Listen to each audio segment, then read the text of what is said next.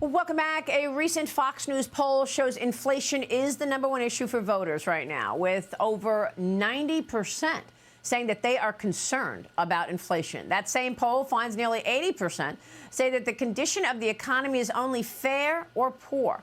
Joining me right now is the 2024 presidential candidate, former South Carolina governor, and former UN ambassador, Nikki Haley. Ambassador, it's great to see you. Thanks very much for being here. Thanks so much, Maria. Well, congratulations on your move in the polls. Obviously, people are recognizing your plans as they are fearful about the economy. You're about to deliver an economic speech in Manchester, New Hampshire, later this morning. Can you tell us what you want to communicate and your vision for the economy right now? Well, Maria, you know, I'm not a lawyer, I'm an accountant, and so I know the importance of economic strength. And the way that you get economic strength is not doing what Joe Biden has done, which has sent us down this rabbit hole of socialism. All that does is dole out money, and so in efforts to go and have government control your lives. And so what we're going to do is we're going to strengthen the middle class again. Socialism makes the wealthy more wealthy and makes the poor more poor. What we want to do is strengthen the middle class. And the way we're going to do that is first focus on how we can put more money in their pocket. Let's cut their income taxes and condense the brackets of the income taxes so that they can get more money. Let's eliminate the federal gas and diesel tax so that inflation's not burdening them so much. And let's focus on getting rid of any distorted tax rules that play favorites, like the state and local tax deduction, which it only takes from low tax states, but it gives to the wealthy in big tax states. And let's make sure that we put those small business tax cuts and make them permanent. They made the corporate tax cuts permanent, but they didn't do it for small businesses. Small businesses are the heartbeat of our economy. Once we get that cash back into the pockets of our middle class, then let's focus on inflation, debt, and spending. And when we do that, we'll talk about ways of getting that down, and then we will go to economic freedom. How do we go and free us up? Let's reduce the programs at the federal government. Let's send it down to the states. That way you're reducing the size of the federal government and you're strengthening the people on the ground. We've got multiple plans to do this. We're really excited. And the strength of an good economic policy is a strong dollar and a strong middle class. Well, and this is all national security, I would argue. Economic security is national security. But, you know, I'm glad you mentioned making the federal government smaller, because I think one of the strengths, if you will, of the Trump presidency was what he did around regulation. You know, you can talk about tax and spend, which are really important, but when you have this big brother telling corporations, telling individuals that there are new rules to follow, it handicaps them. CEOs and managers of businesses do not have the vision, and they won't put new money to work in CapEx and in all sorts of investments. And right now, you've got SEC Chairman Gary Gensler doing closed-door meetings, ensuring that he's got all his SEC rules in place for the climate change agenda, Nikki. So what are you going to do about this climate change agenda that is forcing corporate America to identify what their risks are for climate change and pay up for it? Well, we're going to pull back the $500 billion in green subsidies that Biden has put in place. We're going to make sure we're energy dominant and stop demonizing producers. We're going to pass the RAINS Act, which Kat Kamik and Rand Paul have put in place. And basically, it would say any rule or regulation that costs the taxpayers more than $100 million, Congress needs to vote up or down on it. We're going to start putting things in place that really give the taxpayers control, not special interests, but the taxpayers. And when we do that, that's when we're going to start to see that economic strength. Well, you also made a comment to me in one of our interviews a couple of months ago, and I just thought it was so spot on. It was about E-Verify, right? I mean, look, we just saw 10,000 people come through the border on Wednesday alone. This border is out of control. I thought your idea about E-Verify was one of the best ideas. Can you walk us through it, and are you still committed to that? Absolutely. I passed one of the toughest illegal immigration laws in the country when I was governor of South Carolina, and we did an E-Verify. What we want to do to stop this bleeding at the border is to make sure that we go and do a national E-Verify, where companies have to prove that everyone they hire is here legally. Let's make sure we defund sanctuary cities once and for all.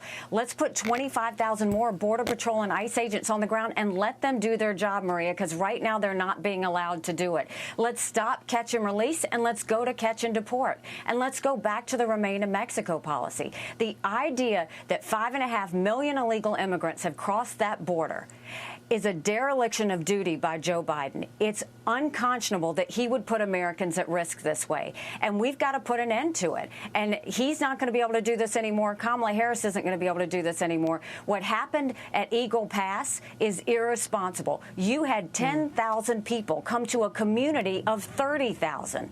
How are they supposed to even handle that? It's a safety issue. Well, it's unbelievable, actually. By the way, you just mentioned Kamala Harris. The other day on CNN, she says she's perfectly ready to take over should Joe Biden step down. Well, I mean, the plan of the Democrats is Joe Biden's going to win this election and then hand it over to Kamala. That's why a vote for Joe Biden is a vote for Kamala Harris. That's who I'm running against, is Kamala Harris.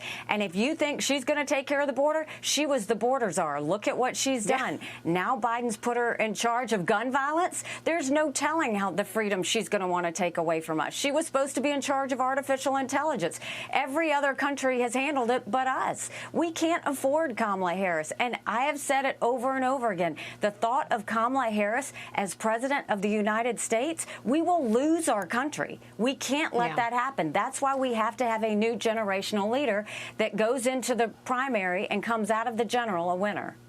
Well, we are all watching an economy and a country that is in decline. I don't think there's any secret about that at this point, Ambassador. These last 2.5 years have hurt the American people under Joe Biden. But you've got great ideas. At the end of the day, nothing gets done if the government is shut down, if we have run out of money. And that is where we find ourselves today. So what's your advice to the Republicans right now who are fighting? You've got one guy, Matt Gaetz, trying to take out Kevin McCarthy. You've got somebody else saying, no, we're not going to sign anything if there's any money attached to Ukraine. You've got others who are saying, I don't care what we cut, we got to cut. What do they do?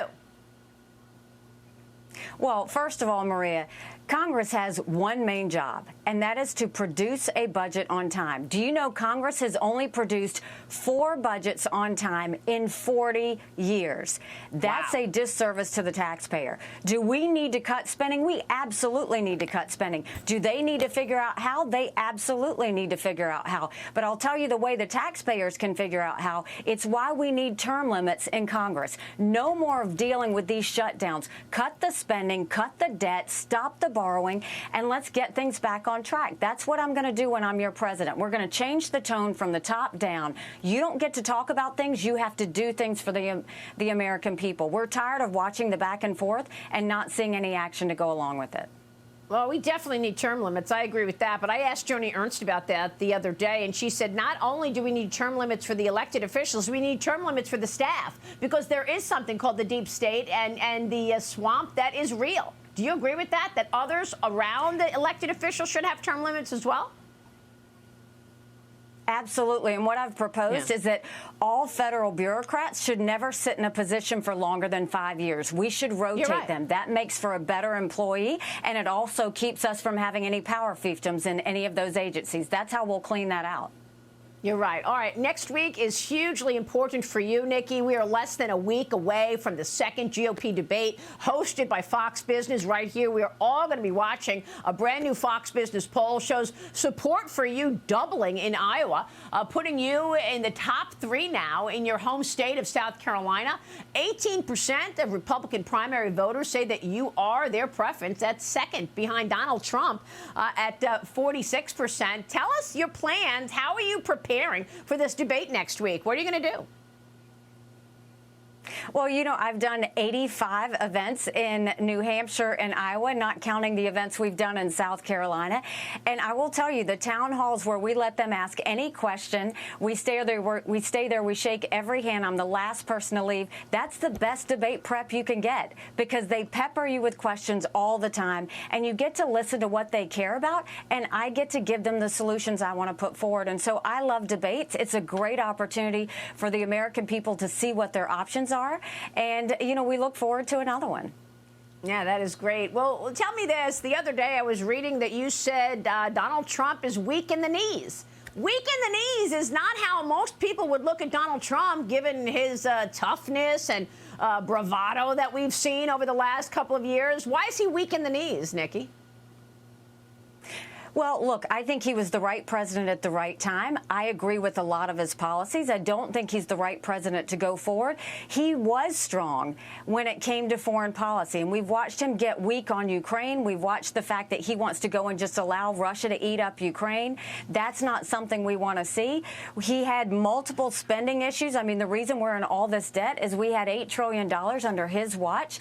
I think that he wasn't strong enough on what we needed to do to get our economic situation in place. I think he was incredibly strong when it came to trade with China, but he missed all the opportunities to really get that infiltration out of China, whether it's the fentanyl flow, whether it's the fact that they, you know, are stealing our intellectual property, the idea that they're now putting a spy center up in Cuba. You know, there was too much that China was allowed to get away with, and now Putin's trying to get away with the same thing. We need an America that's strong, and I think he got weak in the knees on that. There were things he was strong on, but there were things that I think he could have been a lot stronger on.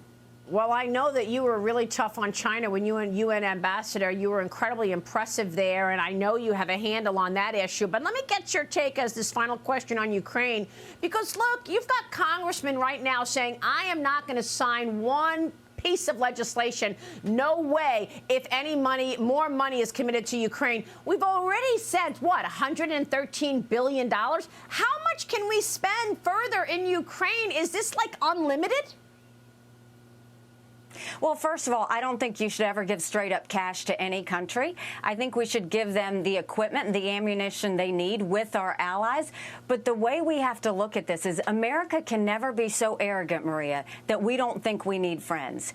Here was a freedom-loving, pro-American country that was invaded. What we have done, the money that you're talking about, is only 3.5% of our defense budget. If you look at percentage of GDP, the 11 European countries have done more than us.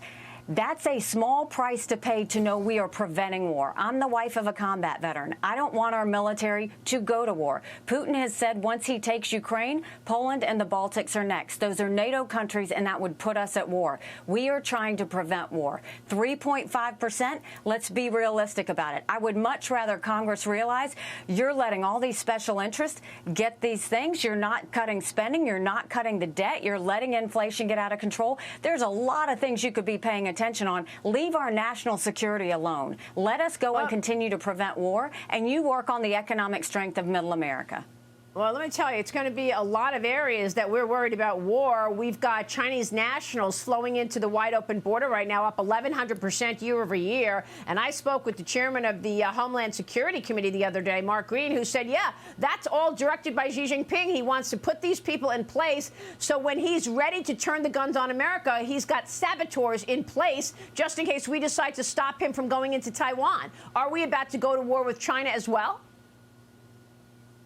Well, it's the reason why Ukraine needs to win. There's no one that wants America and the West to help Ukraine more than the Taiwanese, because they know that if the Ukrainians defeat Russia, then China won't go into Taiwan. That's why a win for Russia is a win for China, and everybody needs to remember that. When it comes to China, they have already infiltrated our country, whether it's buying up our land, whether it's buying the largest pork producer in the country, stealing our intellectual property, all of those things. But they've killed more Americans with fentanyl than the Iraqis Iraq, Afghanistan, and Vietnam wars combined. They know exactly what they're doing. They're doing this with the spy center in Cuba. They're doing it with police centers around our country. They're doing it with Chinese coming in. They're doing it with the fact that 90% of our law enforcement drones are Chinese. So if you got upset with the Chinese spy balloon, think about all these mini spy balloons. We need to start being strong with China and make sure they know that we're on to them. Republican and Democrat presidents for too long thought that if they were nice to China, that China would want to be like us. That's narcissistic. China doesn't want to be like us. They want to be a communist China.